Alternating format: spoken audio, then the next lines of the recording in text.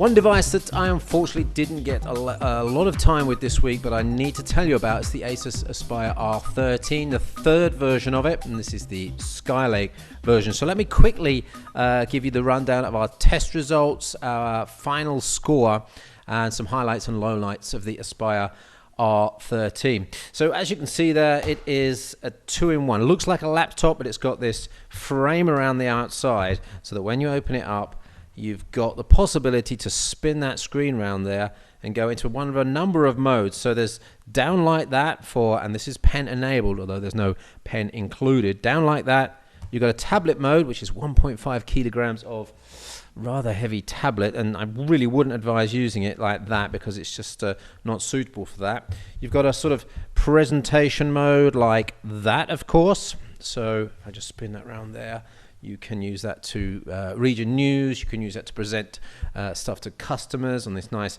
1080p screen. I'll give you some results on a performance test with that. You've got an interesting mode here where you can actually have, let me just put that around there, the screen a little bit up further than you would do, an angle towards yourself, and you can still access the keyboard. So let me get the notepad up, and I quite like that mode because you've got access to the screen. It's very near, and it kind of feels natural. You probably want to move it up a little bit further. This is the Acer Aspire R13 Skylake. We've got the Core i5 version here with 8 gigs of RAM and 256 gig SSD for €1,050. So that's quite an interesting proposition. Have a look at some of these specs here, and I'll break out the full specification list for you because we've got that 8 gigs of RAM, we've got a full HD IPS screen, and the 256 gig storage in RAID 0, 218 gig free. So expect some fast speeds on that. We'll have a look in a minute. AC networking with an Atheros card and a 50 watt, almost 50 watt hour battery there. So let us start at the screen and take a look at some of the screen performance test results.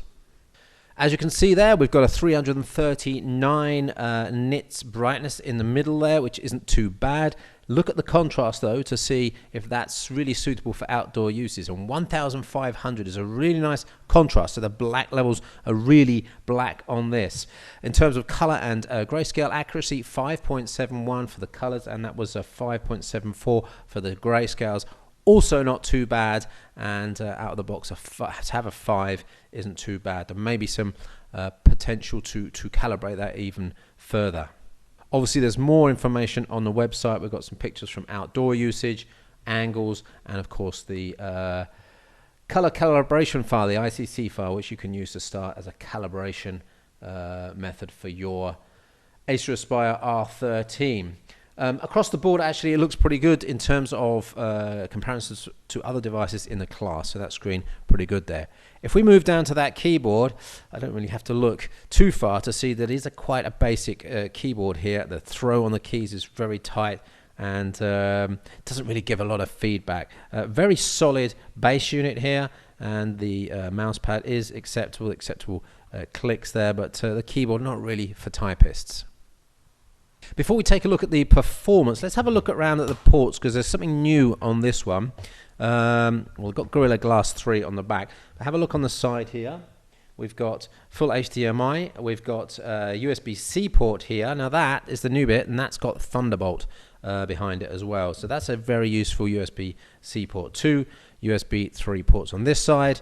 And then when we flip it over, we've got another USB port and the headset port. We've got volume rocker button and power there as well.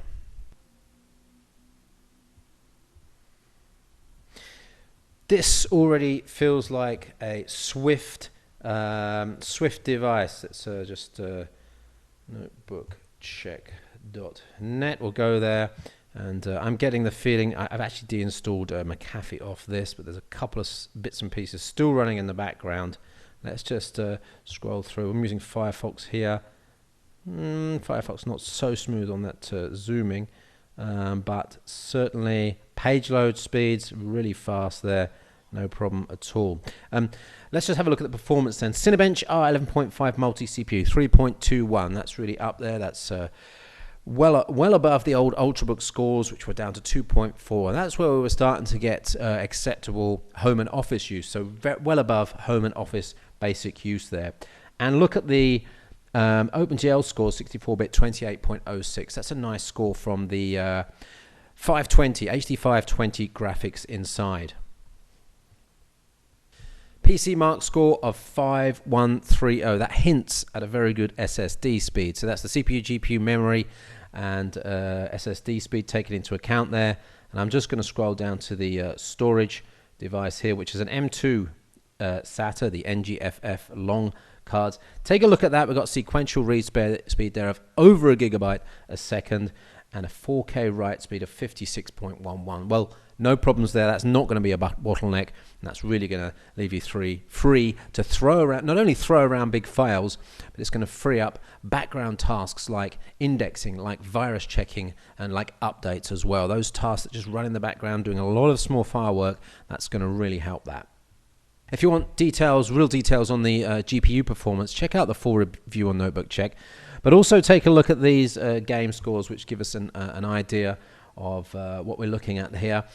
Entry-level gaming with the HD 520, not ultra entry level. We looked at the Core M-based Spectra X2 and the Mix 700 recently. This is full-fat HD 520, a little bit higher clock, and we're getting decent scores there with Tomb Raider 38.3. Don't expect the latest games to work on medium or high settings, but certainly entry-level gaming. And if you're using Minecraft or World of Warcraft, no problems here. You'll enjoy that.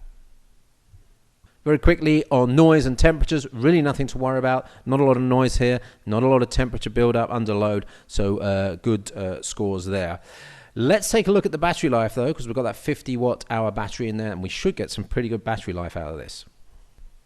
Wi-Fi surfing, our version 1.3 test at 150 nits, 7 hours and 21 minutes. That's really not too bad, although this is a 1.5 kilo device, mainly because of that extra frame there. That's probably giving it a little bit of extra weight. But 50 watt hours battery, 7 hours 21 minutes of Wi-Fi surfing, really not too bad.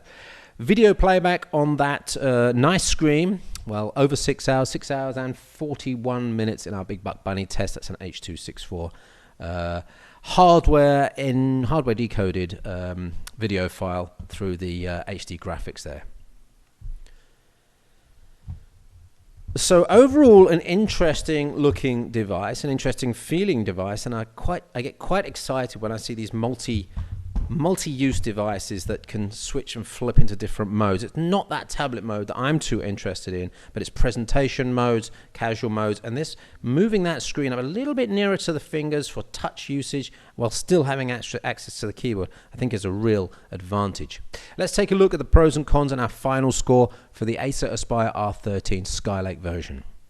Well, there you can see at the pros there, as we mentioned, the nice display with a good resolution. We've got RAID 0 support on the SSD, making it really fast.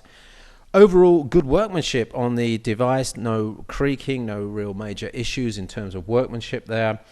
The input device is good, although I will mention again that keyboard is not high-end. It's really sort of for basic work, and that's probably not for bloggers or for anyone that's doing a lot of typing.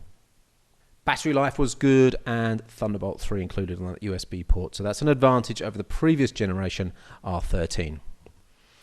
What can we say about the negatives? Well, the only thing really we can say is that there was no recovery DVD included, and that's about it. The keyboard, of course, there are more expensive devices that are lighter. There are less expensive devices which will give you the same sort of power, but may not have that capability on the screen with this 2-in-1 mode. There's a breakdown of scores for you. If you've got a requirement, you know exactly what's in your head in terms of your requirement for keyboard, for performance in terms of storage, screen quality, you can map it up against that set of scores there. But our overall weighted average for a convertible there is 86%, and that's not bad at all, 86% for the Acer Aspire R13 Skylake version. So before I sign off, I just want to do one little thing. I want to see if that SSD, I want to put this on the other side. I want to put in a very fast SSD here, USB 3 connected, and we will see how fast that can transfer over into the inbuilt SSD. And I'm expecting to max this SSD out. You'll be surprised how fast this SSD is. Right, bear with me. I'm going to open the new volume here. I've got, let's take a big file. We've got the biggest file we've got, 3 gigabytes, and it's a zip, so it's a single file. We'll transfer that to the screen now, and let me just bring that in. I'm just going to read off these speeds: 330, 340, 335, 338, 327, 311, 312 megabytes per second from that SSD. 3 gigs done in about 10 seconds. That's one of the advantages of having a very fast internal SSD, a USB 3 port, and one of these little USB SSDs. So that was a My Digital SSD with OTG support there. The other one was volume on the speakers. Let's just do that again. We'll get a file out of this SSD again. As you can see, not 100% prepared for this this review video, but I wanted to get it done as soon as I can. We go to music. We'll have a look at. Oh, I shouldn't really play this, but let's turn this up and. Let's see what we get in terms of, right, volume, give me some volume, give me some volume, give me some volume. Let me see if I can find another file for you that I'm actually allowed to play. 1 second. Testing utils. Well, I'll play back the Big Buck Bunny video file. I just can get an idea of. It's loud. There's even a bit of bass there. It's not bad at all, actually. There's a very surprising amount of bass on that. So the speakers sound pretty good as well, and that's those two on the bottom of the unit you saw earlier. Right, that's it for the Aspire R13. Sorry that it was a brief look. If you have questions, don't forget to put them in the video comments underneath, but I will point you towards the full review at notebookcheck.net. For the English version, notebookcheck.com. That's the Skylake version of the Acer Aspire R13. If you got something out of this, don't forget to give us a like or a thumbs up and subscribe. You'll get notifications in your email box the next time we put a video up, and the next one will be, I promise, and I've promised for the last three videos that it will be this, the Surface Book. See you on that video. Thanks for watching.